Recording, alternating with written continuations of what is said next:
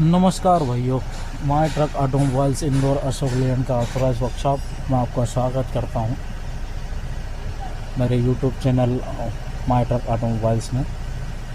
आज हम बात करेंगे 4825 गाड़ी में डेंसो सिस्टम में बार बार जो एडब्ल्यू के कोड एरर आ जाते हैं, नॉक्स का लाइट आ जाता है, उसके लिए आज हम बात करने वाले हैं। ये गाड़ी में प्रॉपर वर्क कैसे करना है, क्या तरीका रहेगा, वो सारा कुछ हम आज करेंगे। आज कुछ वर्कशॉप पे 5-6 गाड़ी रिपोर्ट हुई है। 1-2 गाड़ियों में कुछ छोटे छोटे काम हैं, तो जिन गाड़ियों में छोटे छोटे काम हैं उनको तो हम जल्दी करके निकाल देंगे। आज हम लेने वाले हैं क्रिटिकल गाड़ी जो प्रॉब्लम कर रही है, बार बार रिपीट हो रहा है, उस गाड़ी के बारे में। इस गाड़ी में भी ड्राइवर का कहना था कि आरपीएम नहीं ले रही है, 20 आरपीएम से ऊपर नहीं जा रही है गाड़ी। पूरे रास्ते से वो परेशान हुआ है इस गाड़ी में, और 20 आरपीएम से गाड़ी ऊपर नहीं ले रही गाड़ी। ड्राइवर साहब ने मुझे बताया कि गाड़ी को मैं 50 किलोमीटर पीछे से इस कंडीशन पे ही ला रहा हूँ।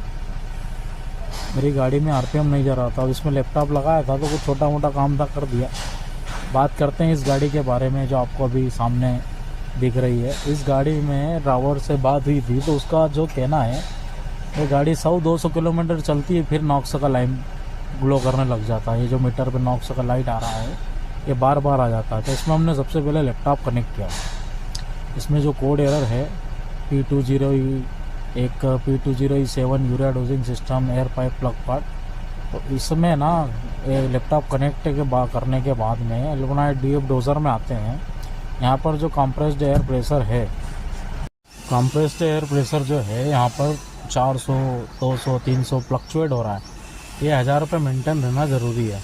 अगर 1000 रुपये मेंटेन नहीं है तो आपके एयर लाइन में कहीं ना कहीं ब्लॉकेज है। एडब्लू से लेके यूरिया टैंक तक की लाइन रहता है, एडब्लू एयर ड्रायर वगैरह सारी चीज़ें मेंटेन रहना चाहिए, चेक करना। गाड़ी रनिंग हो चाहे न्यूट्रल में खड़ी हो, अब भी गाड़ी स्टार्ट रहेगी, 1000 बार पे इसका प्रेशर मेंटेन होना चाहिए। तो ये जो प्रेशर था वो बहुत फ्लक्चुएट कर रहा था, कभी 200, 300, 400, कभी 1500। तो हमने एडब्लू का जब नोज़ल खोला तो उसमें नोज़ल और उसके जो पाइप रहते हैं दोनों में एयर लाइन जो है वो पूरी तरीके के चोक थी। तो इसको हमने गर्म पानी में साफ़ किया और इसको क्लीन किया। इसी के साथ में हम एडब्लू का जो एयर सेपरेटर फिल्टर रहता है उसको खोल के जब चेक किया तो वहाँ पर भी अंदर इतना कोई डस्ट वगैरह नहीं मिला, तो इसी हमने लगा दिया। अब बात करेंगे गाड़ी का प्रेशर के बारे में। तो गाड़ी का जो प्रेशर है वो 9.5 बार पे सेटिंग करना था उसको। इसका जो प्रेशर था वो 10 से ऊपर जा रहा था, जिसको हम चिकनी बोलते हैं, छींक मार रही थी 10 से ऊपर। ये होता है सेमी पंप। यहाँ पर इनटेक प्रेशर की लाइन जो आती है, ये जो प्रेशर लाइन में इसमें 9.5 का प्रेशर जो है, 8.5 से 9 के बीच में भी अगर यहाँ प्रेशर आएगा तो ये गाड़ी में एयर प्रेशर प्लग का फॉल्ट कोड जो है वो आपको प्रॉब्लम क्रिएट नहीं करेगा। और जैसे ही अगर मान लो 10 तक का यहाँ पर प्रेशर इनपुट हो रहा है तो बार बार इसका एडब्लू का नोजल एयर वाला लाइन जो है वो चोक हो जाएगा, क्योंकि एडब्लू तो हमेशा चलता रहता है। प्रेशर का काम होता है उसको अच्छे से स्प्रे करवाना, तो वो काम होता नहीं है और इस वजह से नोज़ल फिर चोक हो जाती है। तो इसमें मैकेनिक ने अभी वहाँ पर जो प्रेशर सेट किया है वो 9.5 पे किया है।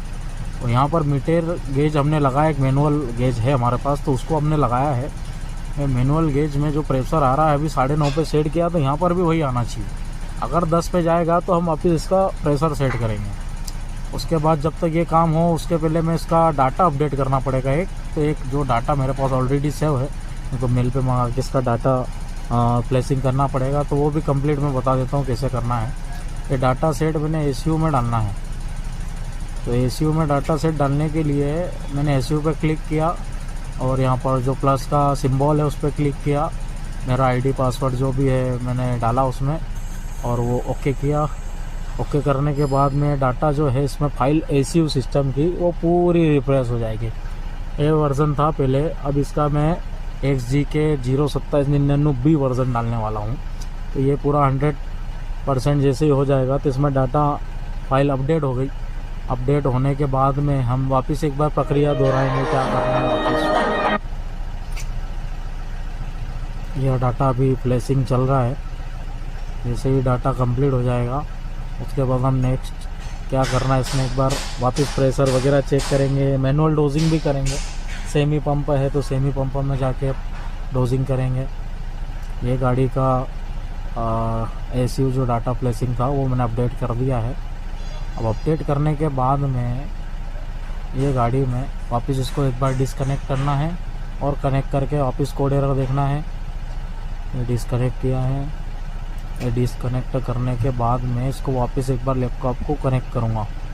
कनेक्ट करने के बाद मैं DTC फाउंड करूँगा जो भी कोड एरर प्रेजेंट है या नहीं है, सब चले गए हैं। नॉक्स की लैंप गई नहीं गई, कई बार होता है डिलीट हो जाता है, नॉक्स की लैंप ग्लो करने लग जाती है, तो डाटा प्लेस कर दो और लैंप भी चली जाएगी। अब यहाँ पर ये कनेक्ट हो रहा है वापस। ये विंडो को एक दो बार रिप्लेस कर दो तो जल्दी कनेक्ट हो जाता है। ऐसा मेरा प्रैक्टिकली मैंने करके देखा तो हुआ।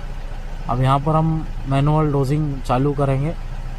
सेमी पंप है तो सेमी में जाके एक्चुएटर टेस्ट करेंगे, 1 और 40 डालेंगे।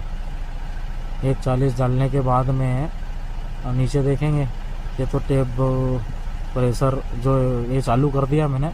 अब चालू करने के बाद इस तरीके से नोजल में यूरिया आना चालू हो गया, पहले नहीं आ रहा था, आके बंद हो जा रहा था। तो उसकी प्रेशर लाइन साफ़ करी थी। अब गाड़ी का जो मैंने ट्रायल लिया है, ट्रायल का वीडियो, ट्रायल पे ये जो कंप्रेस्ड एयर प्रेशर है ये आपको शो करेगी 1000 बार पे। 1000 बार पे इसका प्रेशर मेंटेन है। अब गाड़ी अच्छी चल रही है। मिलते हैं नेक्स्ट वीडियो।